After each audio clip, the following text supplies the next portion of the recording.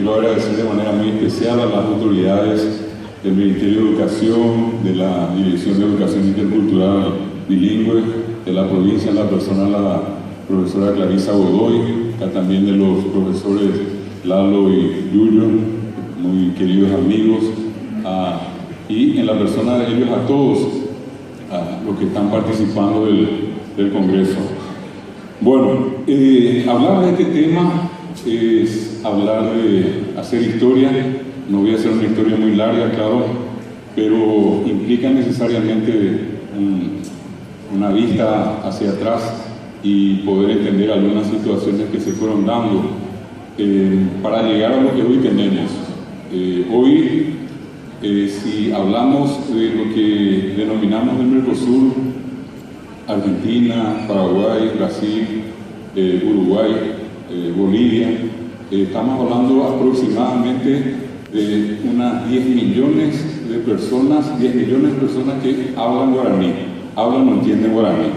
Es un número muy interesante comparado, por ejemplo, a la situación de otras lenguas minoritarias y minorizadas que existen en América. Yo pondría un ejemplo nuestro en Paraguay, que es el caso de un idioma hablado hoy por 140 últimas personas. En el norte del Paraguay, cerca del Pantanal, en la frontera con Bolivia y con Brasil, existe una comunidad denominada chamacocos, y son 140 últimas personas. 140 personas que desde el año 2000 inclusive llegaron a una decisión extrema de no multiplicarse más, y donde por una circunstancia, digamos, accidental, una mujer queda embarazada, a esa mujer le permiten terminar el ciclo, nacida la criatura en el mismo momento es enterrada viva. Yo creo que como acá para nosotros sería un infanticidio, allá es simplemente una respuesta a las condiciones muy difíciles de vida. No hay agua, no hay mucho, prácticamente no existen alimentos, una temperatura que normalmente ronda los 50, 55 grados, y normalmente los padres suelen decir, igual va a morir. 140 últimas personas, por un lado, 10 millones de guaraní hablantes por el otro lado. Y esa es una cifra muy importante si tomamos como referencia a las otras lenguas más habladas de América. En el caso del quechua, un promedio de 13 a 14 millones de hablantes, donde la característica, seguramente más llamativa, es que un alto porcentaje sigue siendo población nativa, originaria, indígena. En el caso del guaraní, lo notable es que los nativos, los hablantes originarios de la lengua son la minoría. En el caso del Paraguay, de 7 millones de habitantes, el 1,3%, más o menos, estamos hablando de unas 100.000 y un poco más de personas, son nativos, y entre ellos, otra vez, una parte de esa población es la que habla guaraní. Estamos hablando de un promedio, repito, de 80.000 personas que son originarios, nativos, que toda la vida hablaban guaraní. Sin embargo, el idioma se expandió a toda la población, y hoy el 87 al 90% del Paraguay habla y entiende guaraní, pero ya no es población nativa indígena. Lo mismo se da acá en Corrientes. Prácticamente no existen ya vestigios de comunidades originarias o nativas. Un caso llamativo va a ocurrir en el Brasil, donde sí todavía existen comunidades indígenas nativas que siguen hablando guaraní en la zona acá de frontera, en Misiones, en el lado argentino, y en las zonas de Paraná, de Mato Grosso, por citar algunos de estos estados donde existen comunidades nativas que siguen hablando guaraní. El caso de Bolivia, Tarija, Beni, Pando, Santa Cruz, que todavía tienen un promedio, se calcula, de unas 300.000 personas que hablan guaraní. Un poco más, un poco menos, lo doy un promedio.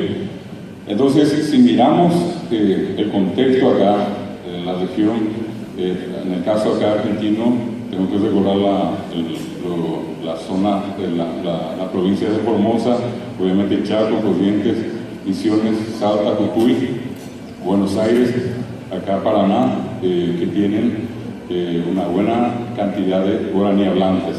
Y otra cuestión muy importante es que el idioma permanece en la toponimia, por ejemplo, permanece en la denominación botánica, permanece en la denominación de nombres de animales, por darles una referencia de cuán fuerte fue y sigue siendo el impacto que tiene el guaraní en la región. Imagínense, a la avenida que el profesor González me comentó, nos preparamos para 500 personas y en este momento, me decía, ayer llegamos al punto de tener 1.400 participantes en este evento. Y venir, por más que por medio estén otras lenguas, venir una parte por el tema guaraní ya es un hecho auspicioso, probablemente impensable, no sé, 30 años atrás, 50 años atrás, pero hoy un montón de gente que está acá está nada más y nada menos que por el guaraní. Eso significa un cambio de actitud, un cambio de conciencia. Y un hecho muy importante que yo tengo que destacar y valorar es que este acontecimiento está siendo protagonizado por la propia autoridad de la provincia, cuando hablamos del Ministerio de Educación, ¿verdad? Eso es significativo, significa que hay una preocupación, más que una preocupación, una ocupación en una realidad que a lo mejor por mucho tiempo en Paraguay ocurrió lo mismo, se intentó dejar de lado, ¿verdad? Es como que invisibilizar o ningunear al guaraní hablante, por ejemplo. Esta circunstancia nueva, esta actitud positiva, demuestra entonces un cambio también de rumbo en lo que hace a la educación, que atiende una necesidad tan importante que tiene como razón de ser la comunicación. Nada existe sin la comunicación. Podemos crear las más hermosas escuelas, llenar de libros las bibliotecas, darle acceso vial asfaltado a todo el mundo, ponerle un banco a media cuadra de la casa y con dinero allí a disposición la cantidad que quieran. Pero ¿qué pasa cuando esa persona llega a la sala de clase, se para frente a él o ella, un docente, un profesor o una profesora, comienza a hablar un idioma y ese idioma no es entendido por ese alumno que tiene todo, que tiene plata, que tiene camino, que tiene una escuela linda, y resulta que él no entiende nada? A mí me ha pasado muchas veces el visitar escuelas, centro de Asunción o en el entorno de Asunción, y yo muchas veces a propósito hice y hago una experiencia que en el fondo yo sé que a lo mejor no es correcta, pero a mí me sirve para demostrarme continuamente que no estoy equivocado. Normalmente suelo entrar, hablo 2 o 3 minutitos en un castellano bien elegante, si se quiere un poco forzado por la terminología, y me fijo en el auditorio, normalmente criaturas 8 o 9 años, y cuando comienzo a hablar pasan 2 minutos y me doy cuenta los rostros adultos, serios, y cuando termino de hablar esos 2 o 3 minutitos, al terminar les pregunto, ¿me entendieron? Ni una mosca vuela. Vuelvo a preguntar, ¿me entendieron? Y alguien por allí me mueve la cabeza. Nada de esa caña lleva, nada de esa caña. Te cortaba de guaraní. Comienzo a hablar guaraní y se abre el mundo. Allí ya alguien levanta la mano, pregunta, y es como que por fin estamos hablando en el idioma que hablamos siempre. Y lastimosamente las escuelas generan un divorcio, generan un muro, cuando solamente intentan ver la película de un lado y se olvida que del otro lado hay gente que tiene el mismo derecho de ver la película, pero hacerlo en su propia lengua, en su propio idioma. Estamos hablando más que de una cuestión de fanatismo hacia una lengua, estamos hablando del respeto a los derechos humanos. Esa persona que habla guaraní es tan importante como aquella que habla castellano, habla inglés o francés. Y estamos en una región donde hay mucha gente que habla guaraní. Entonces, si nosotros miramos, cuando digo hablamos guaraní, nosotros tenemos en Paraguay unos estudios arqueológicos que solemos referir siempre, solemos comentar. No muy lejos de Asunción, a unos 60 kilómetros, la década del 80, se llevaron a cabo una serie de trabajos de investigación arqueológica y en el lugar se descubrieron, probablemente ustedes conocen, las urnas funerarias. Los guaraníes normalmente denominan a esas urnas yapepó, los yapepó, que son una especie de cántaro, y en esos cántaros tuvieron y tienen la costumbre de enterrar a sus fallecidos. Porque otra cuestión que no tenemos que perder de vista es que, lastimosamente, en ese proceso colonialista y colonizador que no desapareció, todavía la tendencia hoy, inclusive por parte de la clase intelectual, de los docentes de por medio, es hablar de los guaraníes, por ejemplo, en tiempos pretéritos. Los guaraníes vivieron, se alimentaron, recorrieron, y yo suelo decir, son una punta de tomata que todavía están en la calle, pero los libros hace rato los mataron, ¿verdad? Eso es una cosa terrible. Y entonces, desde ese punto de vista, cuando digo se entierran, hoy siguen enterrándose en estas urnas. Y esas urnas fueron estudiadas con la técnica del carbono 14, y estas a las que yo me refiero, que están a 60 kilómetros de Asunción, de acuerdo al informe, tienen 990 años de antigüedad, las más recientemente enterradas. Y las que fueron enterradas 4 metros bajo tierra, más al fondo, tienen 3.620 años de antigüedad. Si hacemos un cálculo muy elemental, si a 3.620 años le restamos los 500 años emblemáticos, así simbólicos del descubrimiento de América, son 3.120 años antes de la llegada de los conquistadores, como solemos decir. Allí había gente viviendo, entre otras cosas, enterrándose delicadamente en unas urnas cuyos bordes estaban ornamentados con distintas figuras. No era la muerte aquella salvaje donde fallecía alguien, se tiraba el cuerpo a la intemperie y que se cumpla allí la ley de la naturaleza. En este caso, la costumbre de enterrarlos, llamar al alfarero, preparar la urna y proceder luego al entierro, con la creencia de que poniendo la cabeza arriba y los pies abajo, como cualquier árbol, planta, al enterrar como una semilla, esa persona alguna vez pueda volver a la vida. Ese es el principio que está detrás. Y si yo veo un sepelio, un velatorio y un sepelio, el cuerpo dispuesto en forma horizontal, y si yo veo un sepelio indígena, veo al cuerpo dispuesto en forma vertical. Hasta en eso somos diferentes. Y esas diferencias se tienen que respetar, ¿verdad? 3.620, si yo hago un cálculo un poco más forzado y le resto los 2.000 años de Cristo, son 1.600 años antes de Cristo que había gente viviendo allí. Y ustedes, por un conocimiento elemental, saben que 1.600 años antes de Cristo, en el Valle de los Muertos, en Egipto, comenzaban a construirse las pirámides. Allá construían pirámides, acá enterraban a sus muertos en urnas funerarias. Cuando se hicieron las excavaciones para la construcción de la represa de Itaipú, allí se procedió de la misma manera, una serie de investigaciones arqueológicas, y los resultados, 8.000 años para los más recientemente enterrados, 10.000 años para los más antiguos en el lugar.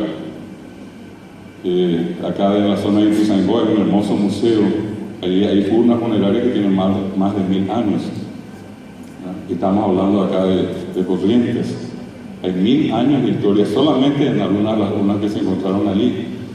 No estamos hablando de cualquier cosa, pero lastimosamente, probablemente esta generación y la que venga después sea testigo de la desaparición física de los dueños originarios de la tierra por un proceso de aniquilación perverso que se dio a lo largo de todo este tiempo. Lastimosamente, como les decía, van a desaparecer. Yo podría hacer acá un discurso a lo mejor medio poético diciéndole no, van a vivir 1.000 años más, 2.000 años, no van a desaparecer nunca, y sería una mentira. Lastimosamente estamos en una circunstancia bastante triste, ante una circunstancia triste, pero eso no quita la posibilidad de que, como hoy aquí con ustedes, se genere esa conciencia distinta, diferente, de preservar esta lengua y de difundirla. Y entender que este es un patrimonio americano y que es un patrimonio de la región y que es uno de los patrimonios más fuertemente instalados en la región. Desde ese punto de vista, yo creo que tenemos que celebrar el tema de la presencia de la nación guaraní en la región. Una nación que tuvo y tiene características muy diferentes a la, digamos, occidental. Una nación sustentada en la religión. Es imposible entender al guaraní sin la religión. El guaraní es religioso. El guaraní es comunista. Y cuando digo comunista no es comunista doctrinario, es esencialmente comunista. Porque cree que todo lo que hay en la tierra es de todos, que nada es de nadie. Y por una sencilla razón o causa, porque nosotros no somos para acá. El fin está en el vivir en la tierra sin mal que está después. Somos transeúntes, no nos vamos a quedar acá. De nada sirve juntar las cosas.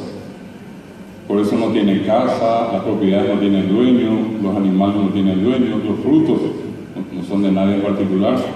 Tenemos que usar tenemos que usar adecuadamente lo que necesitamos. Y esa es una cuestión fundamental. Conseguir, por ejemplo, algo que filosóficamente para ellos y para mucha gente en el mundo es una pasión, el hablar de la perfección o de las cosas perfectas. El guaraní de entrada se considera perfecto porque se denomina abacatú, abá persona, catú perfecto, pleno. El guaraní no viene a jugar a media, un día sí, otro día no. Él viene para ser bueno, moralmente bueno. Y si en alguna circunstancia cae en la irregularidad, lo que sería el tecomaná, y el tecomaná no puede asumir esa condición por alguna falta, hasta si se quiere involuntaria, de golpear a una criatura o de agredirla con la palabra, y él queda con un cargo de conciencia que probablemente ninguno de nosotros alcanzaría a dimensionar. ¿Cómo puede él retornar al Tepocatú? Y hace algo que se denomina terapó, tera nombre o sacar, se arrancan el nombre. Entonces, si yo, David, le di una capetea a mis hijos y eso no es correcto, entonces yo convoco a mi comunidad y les digo: si hay una capetea será que se comaná pitao acojan a ser Tepocatú y jamás a Yejerapota. Entonces yo desde ahora dejo de ser David y paso a llamarme Carlos, como Carlos 0 kilómetros. Todo empieza de nuevo. Claro, pero es una mancha. Socialmente significa que soy débil. Cambiar el nombre una vez es normal, hasta 2 veces. Normalmente yo no conozco gente que haya cambiado de nombre más de 2 ocasiones. Llegué a conocer en el Brasil a un señor que lastimosamente falleció hace poco con más de 100 años, que nunca jamás cambió el nombre. Era un santo dentro de su comunidad. En Gatú, en palabras Gatú perfectas, palabras perfectas dicen. No dicen cualquier cosa, porque a través nuestro, el que habla no soy yo, el que habla es Dios. A través de la boca, de nuestra boca, sale Dios en pequeños pedazos, en porciones. Eso es lo que hacemos. Entonces es muy fácil decir: ¿qué indio soy? ¿Por qué no hablas? Los indios no hablan. Lo que nosotros no sabemos es que no hablan no porque no quieren, sino que porque no tienen cosas que decir. Las palabras son sagradas. Las palabras son sagradas. Y el que habla en ese momento se convierte en un engatú, alguien que dice palabras sagradas. Entonces pueden permanecer mucho tiempo sin decirse nada porque no hay nada que decir. Cuando hay algo que decir, se dice lo que tiene que ser y nada más. Esa es una cuestión que muy poca gente sabe.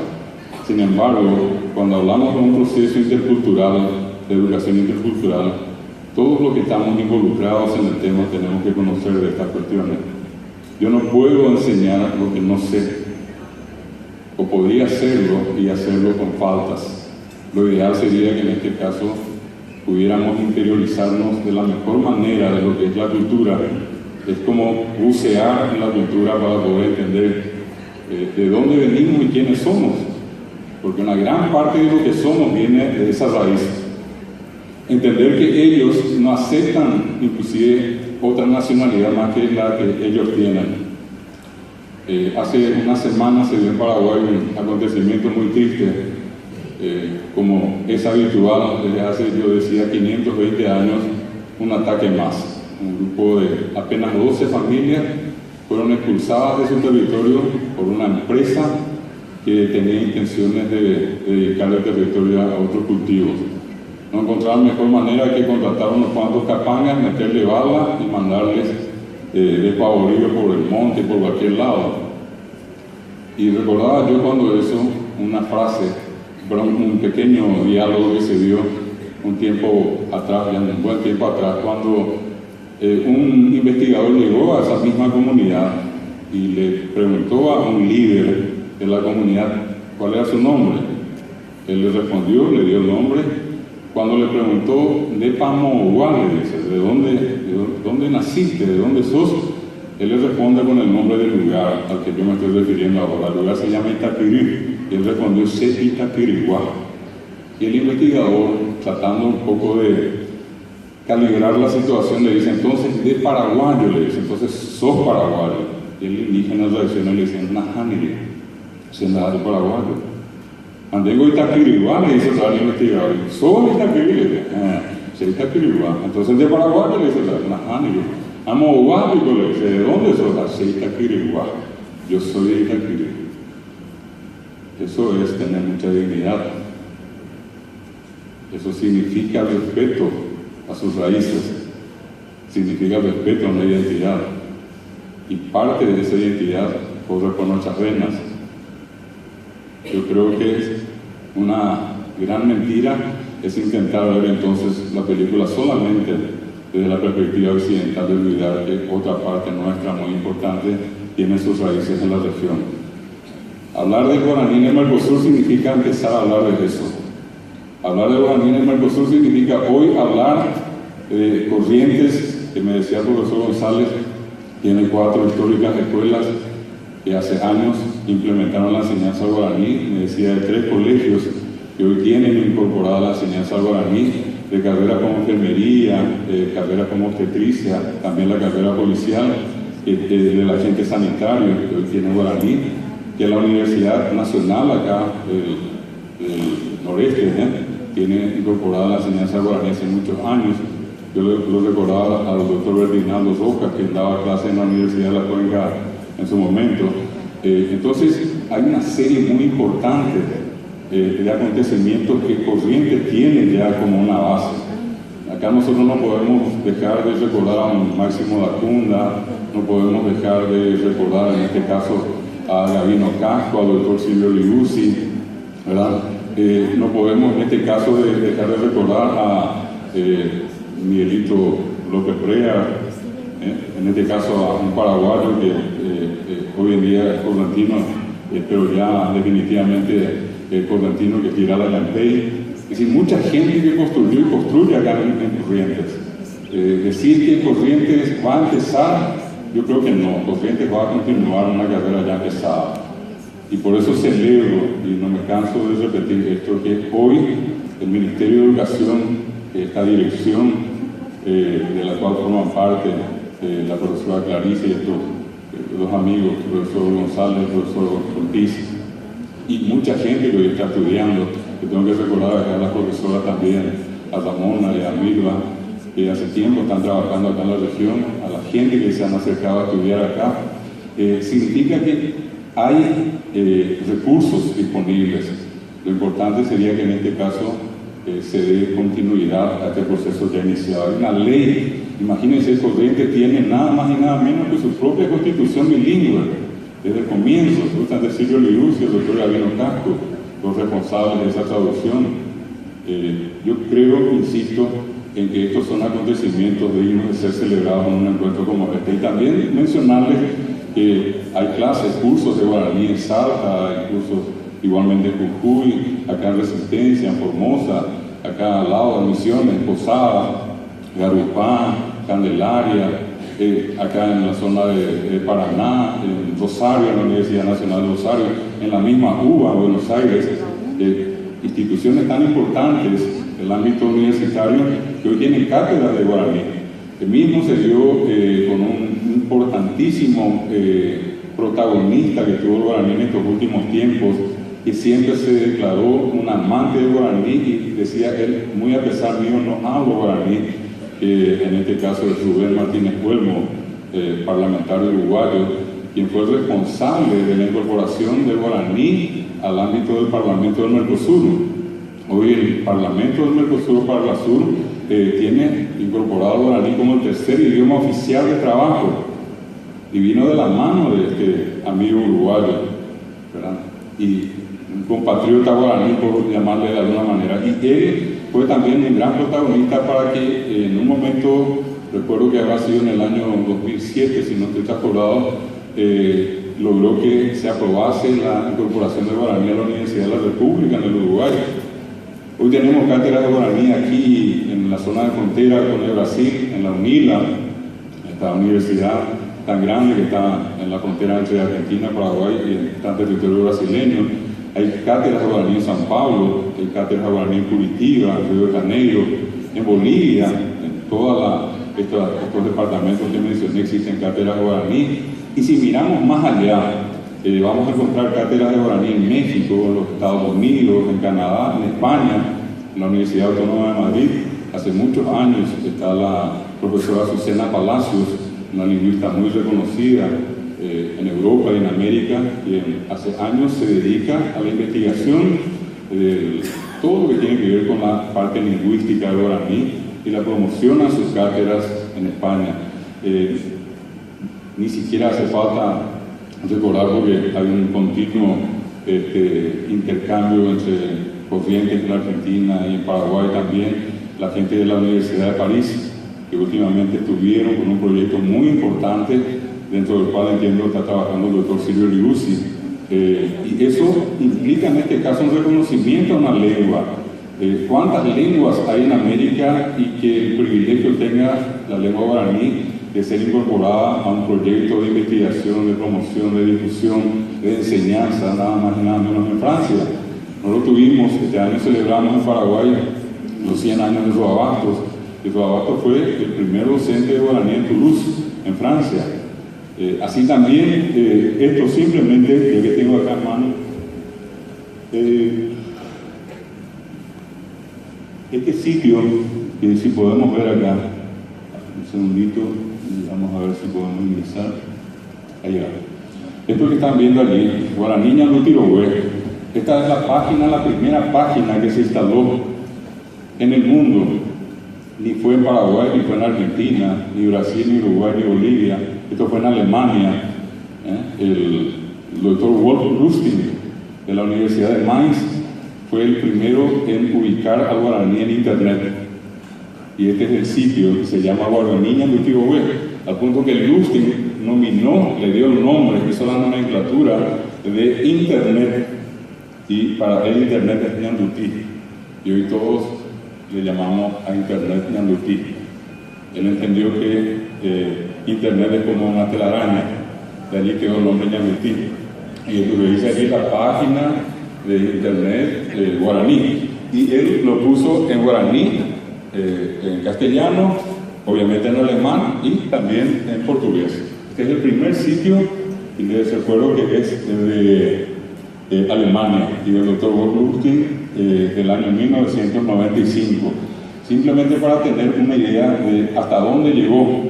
Hoy hay cátedras de guaraní en Suiza, hay cátedras de guaraní en Italia, hay cátedras de guaraní en Suecia y en un lugar mucho más lejano, en Japón, en una famosa universidad en Shiga, una ciudad japonesa, donde existen tesis sobre temas de lengua y cultura guaraní. Si no hubiera sido importante, insisto, entonces ¿por qué están estas universidades? ¿Por qué llama la atención de tanta gente en el mundo? Probablemente una de las respuestas esté en el hecho que inicialmente les mencioné. Una cultura extraordinaria, que tiene esta característica tan, pero tan llamativa de ser mucho más espiritual que materialista. Ellos se dedican a ser, no les importa mucho el tener. Lo que tienen son los tembipurú. Tembipurú serían los utensilios, las herramientas particulares, que son las que usan para mudarse de un lugar a otro, porque ellos siguen siendo nómadas. Y el nomadismo tiene la razón sencilla, la causa, digamos, más elemental en el hecho de buscar alimentos. Agotan un lugar, agotan y se mudan. Vuelven a agotar y se mudan. Ellos no destruyen. Ellos después se hicieron agrícolas, pero ya por la obligación. Se hicieron agrícolas. Originalmente siempre fueron nómadas porque todo lo que está en la naturaleza ya está donde tiene que estar. Nosotros no somos nadie para alterar nada. Probablemente no en las pocas ocasiones en que se nos indujo al tema de la construcción del material fue con la presencia de los conquistadores acá y las reducciones, en el nombre exacto de la palabra reducir, someter, esclavizar. Vinieron jesuitas, franciscanos, dominicos, mercedarios, se instalaron en la región. ¿Y qué es lo que hicieron? Llevaron a estos indígenas y les obligaron a construir estas enormes construcciones de piedra. 150 años en el caso del Paraguay, 1767, son expulsados los jesuitas, y probablemente una conciencia normal hubiera dicho en ese momento: este es un lindo lugar, un lugar bastante seguro, lo ideal sería quedarnos acá. Pero ¿qué pasó? Los indígenas volvieron al monte, y esas reducciones pues tienen el triste nombre de ruinas. Ruinas son, ruinas, cayeron todas, no pudieron con esta cultura. Ellos volvieron al monte, son del monte, Oreca Ahuihuá. Nosotros no vivimos en el llano, tampoco tenemos cosas materiales. Todas las grandes sociedades que se desarrollaron en un plano materialista fueron aniquiladas en menos de 200 años. A los guaraníes nunca pudieron ubicarles porque un día estaban acá y otro día allá. Cuando iban allá ya estaban allá, y después allá y después al otro lado. Jamás nos encontraron a todos juntos. Hasta hoy permanecen en esa condición. Siguen buscando el Anacé, el Cuarajinicé, el allí está el Luis Manají. Por eso migran, por eso ustedes van a encontrar guaraní viviendo en Río de Janeiro, en el puerto de Santos, en Florianópolis, Santa Catarina. Hasta allí llegaron al Pará, al océano, al mar. No pudieron avanzar, pero hacia ese lugar, hacia ese sector, está nada más y nada menos que la morada final de todos. Nosotros, mientras tanto, buscamos acá nuestro Tecocatú. Verlos a ellos diariamente, y hoy de no poder reunirse en su opir, en su templo, que no es el templo cristiano, que no es el Tupao, es un Ogaguazú, donde las mujeres van con sus tacuaras, que llaman tacuá cama o tacuá cama, que les llega hasta la altura de los senos. Los senos son cama, o casi ve que cama, dice la mujer cuando ve que una mujer está amamantando a la criatura.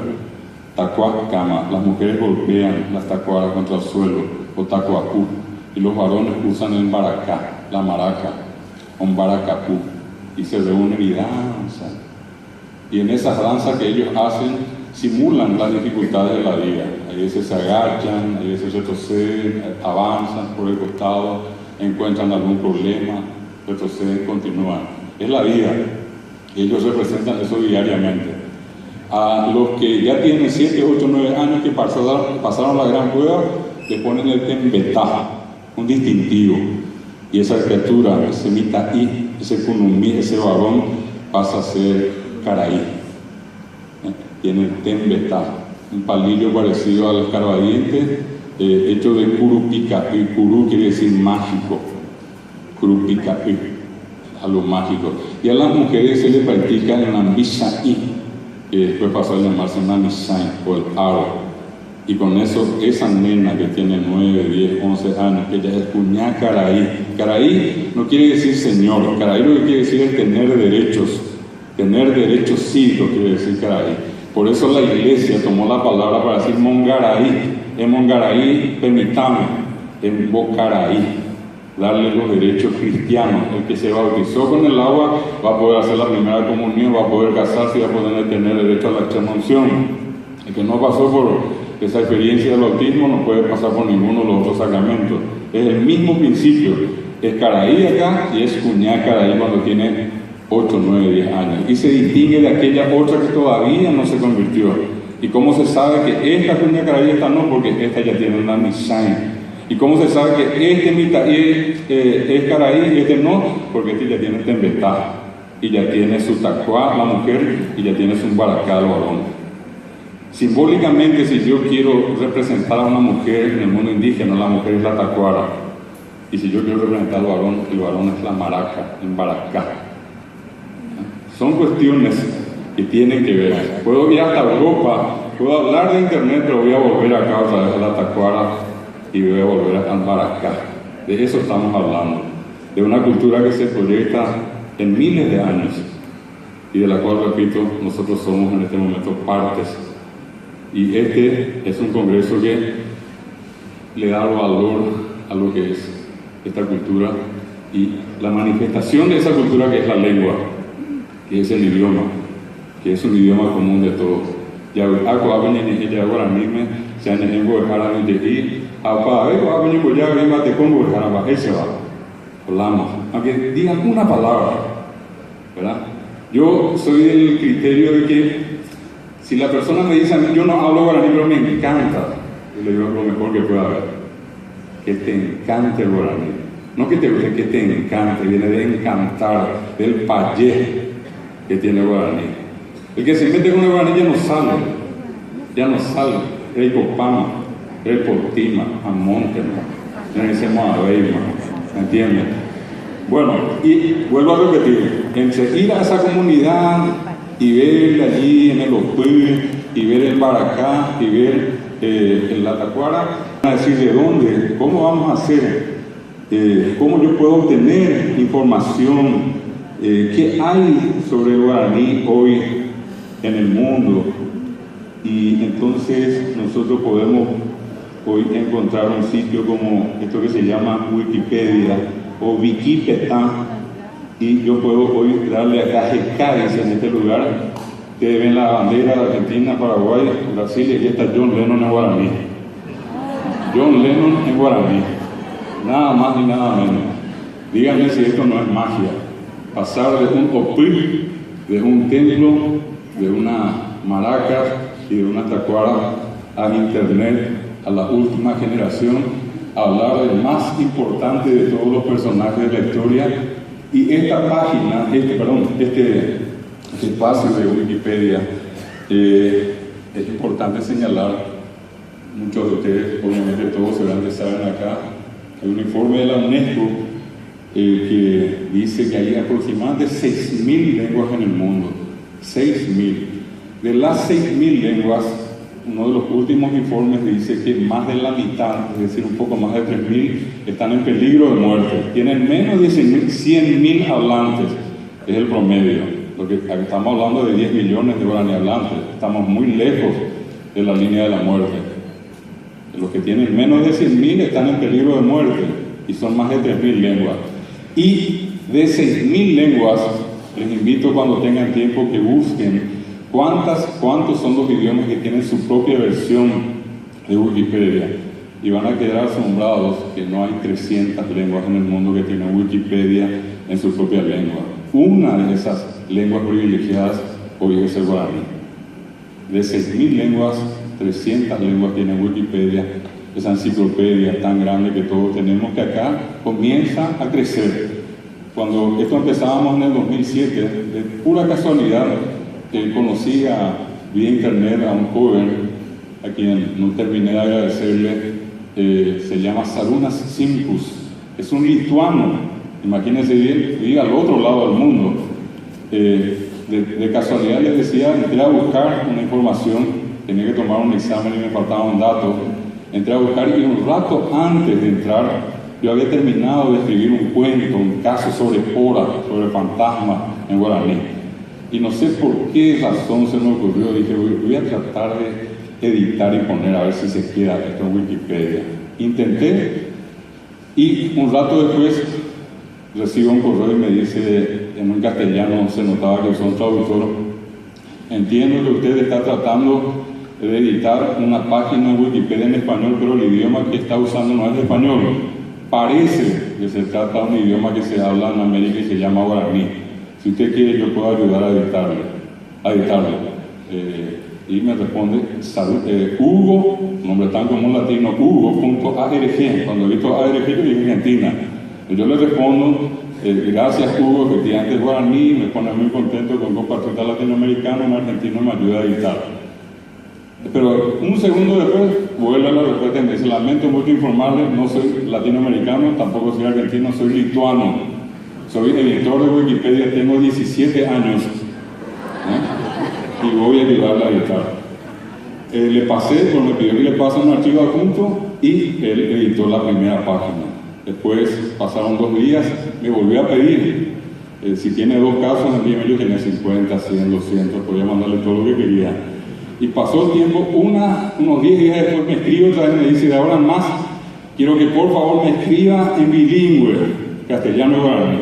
Me complicó un poco la cosa porque tenía que escribirle San Mirún, mi amigo, Saruna, Coapa, aquí, a la Jacata, envío, Ondera, Tico, cuatía papel. Pero 3 días después me encuentro con la sorpresa más grata porque comienza a escribirme en guaraní y me dice, David, Coapa, la Jacata, cuatía, mañana y por agua. Y de esa relación,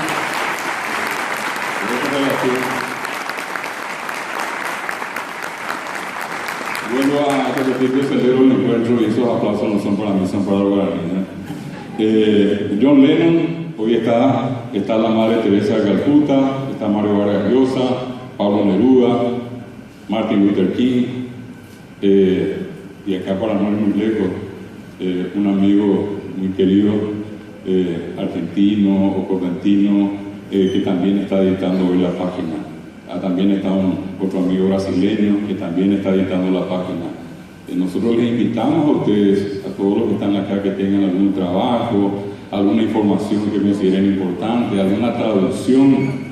Eso sería una forma de estimular a las criaturas que están en las escuelas, a los que están estudiando en los colegios, a los que están en las universidades, a poder incluir información en Wikipedia guaraní.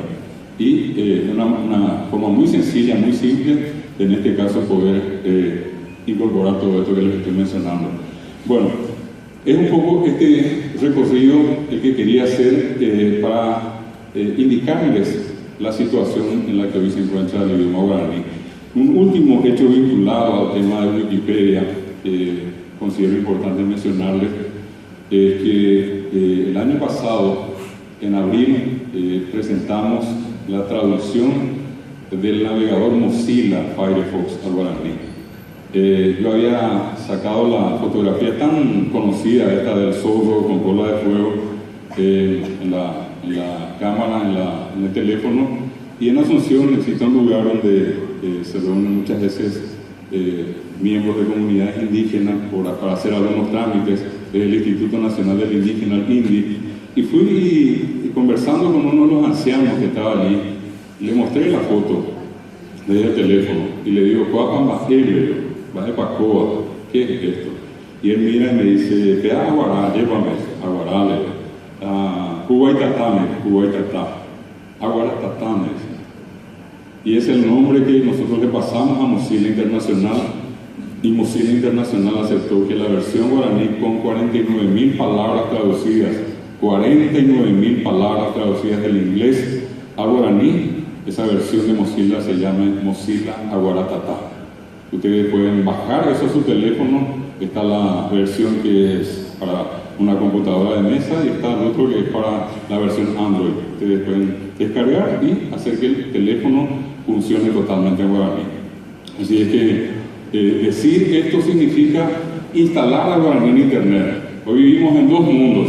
Quien más, quien menos está físicamente acá, pero a cada rato está mirando el celular para saber qué está haciendo el amigo que está en España, que está en Buenos Aires, que está en Posada, que está acá a 2 cuadras. Y estamos acá, vivimos acá y en el otro mundo. Y el guaraní hoy está instalado en los dos mundos. Hoy está físicamente acá con nosotros, cuando hablamos, para y por el otro lado, escribir inclusive en guaraní o poder mandar un mensaje de voz en guaraní. Creo que más o menos con esto estoy intentando reflejar en un corto tiempo, hay mucha información, pero quiero reflejar en corto tiempo lo que significa hoy el guaraní en el Mercosur. Y eso se representa en este hermoso congreso, con tanta gente participando, y creo que en el fondo a todos nos mueve ese interés común que tenemos por la lengua guaraní. Muchas gracias por escucharme y quedo a disposición de ustedes.